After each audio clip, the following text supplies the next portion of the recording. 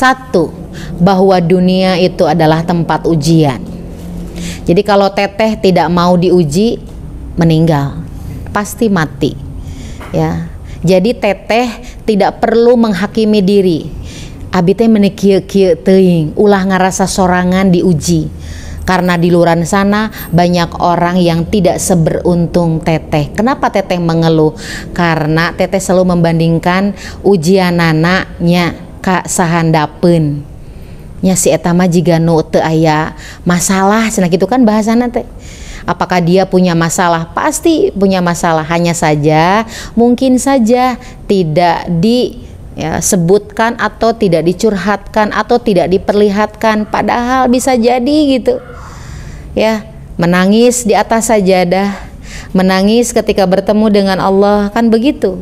Nah ya teh ya, maka yang pertama yang harus teteh yakinkan kepada diri, pahamkan kepada teteh bahwa ujian, bahwa dunia itu adalah tempat ujian.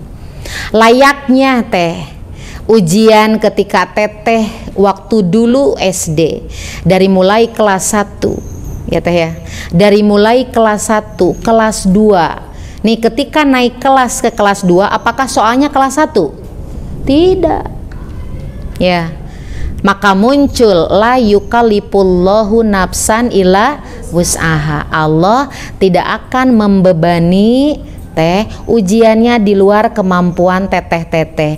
Jadi kalau Allah sudah memberikan ujian yang dituliskan teteh ya, kemudian dikirim ke bunda, itu teh bentuk ujian yang menurut Allah teteh bisa melewatinya. Begitu ya. Tadi bahwa dunia hakikatnya ujian. Sok, teteh waktu SD, SMP, SMA, kalau ujian ada akhirnya enggak? Ujian ada akhirnya enggak? Ada. Ya, naon cing ujian teh terakhir nate imtihan, leres deh samenan. Nya aya nu nari, aya nu puisi, cenah tehnya aya anu nadoman. Kan gitu samenan teh. Nah samenan teteh oge berhentinya adalah samenannya teteh, silakan mau di surga atau di neraka, tergantung teteh punya jawaban apa terhadap ujian yang diberikan Allah kepada kita. Dah kalau misalnya orang yang dekat kepada Allah mah tidak akan ada teh finishnya, jawabannya adalah bunuh diri. Moal. Kenapa? Tadi kan pasudna semakin dekat dengan Allah, semakin punya sandaran, semakin punya pemahaman bahwa saya dilindungi Allah, saya ada perlindungan. Orang-orang yang bunuh diri itu kan orang yang pesimis ya. Dia berpikir saya akan mengakhiri hidup saya karena dia merasa saya tidak punya penolong. Dia tidak takut dengan Allah, dia tidak merasa dekat dengan Allah gitu. Ya, maka Allah tuh wah masya Allah tuh melalui Al-Quran, melalui ayatnya itu ya, wa may yattaqillah, wah sampai ayo kalau dekat dengan Allah azkuruni azkurukum, kalau kamu ingat kepadaku maka aku pun akan ingat kepadamu. Barang siapa yang tawakal kepada Allah, akhirnya ya mengikhlaskan semua urusan dunia kepada Allah, maka Allah akan memberikan mahrojan, solusinya gitu ya kan. Jadi solusinya itu sebenarnya ya dari ujian itu bukan hanya tentang misal kita makan, kalau disebut ujian teh kalau bagaimana teh, satu kalau sengsara tidak punya uang itu baru ujian. Di saat kita punya banyak uang itu tidak disebut ujian kita mah, betul nggak? Kita tidak merasa diuji kalau kita misalnya ada orang kaya, Pak Haji diuji ku Allah teh menikat ieu mang hektar-hektar, jarang. Jadi lamun diuji teh mang hektar-hektar enjing na teh sangsara, Pak Haji sing sabar kamari mah menikat kieu ayeuna mah kieu, kan gitu. Ya. Kemudian yang kedua yang disebut ujian itu ketika kita diberikan penyakit oleh Allah. Sehat mah tidak merasa ujian. Kalem we sehat mah asa jauh gitu tina kamatian teh, dipasihan we ku teteh ku Allah teh nya penyakit waos tuh ya, astagfirullah ayo we zikir ya hayo we la ilaha illallah dipasihan ku teteh tehnya odol lah samenit gitu dan tezikir kalakah bobo gitu apa teh nyud-nyudan deh astagfirullah kan gitu orang mah. Jadi berikan ujian teh kalau kita diberikan penyakit ya kan, padahal sejatinya justru yang paling luar biasa menghadapinya harus dengan ilmu Allah. Bagaimana kita diberikan banyak harta. Sampaikan Abdurrahman bin Auf ketika itu ya, kata Rasulullah SAW, Abdurrahman kamu teh terakhir ya, terakhir kemana? Ke surga karena terlalu banyak hartamu yang dihisab, karena terlalu nonte benghar kaya gitu.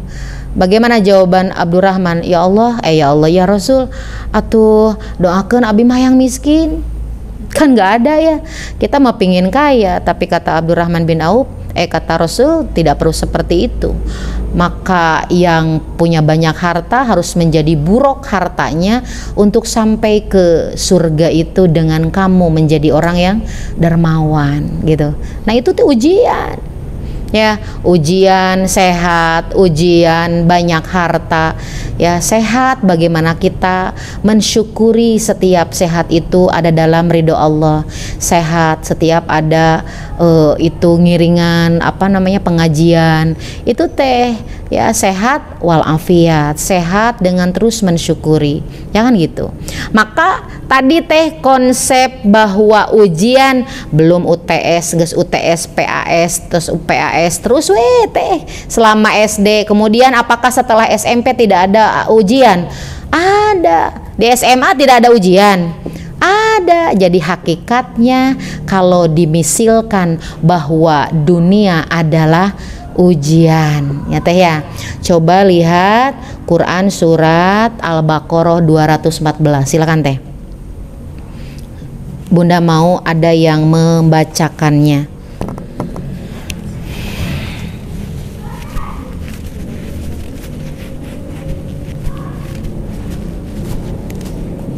Silahkan.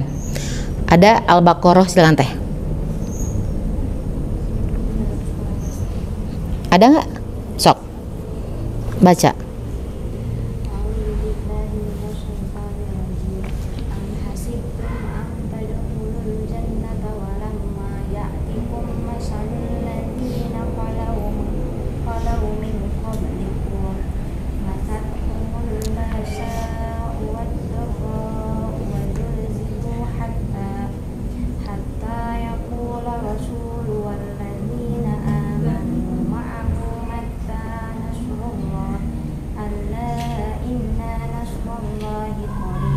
Oke, artinya langsung.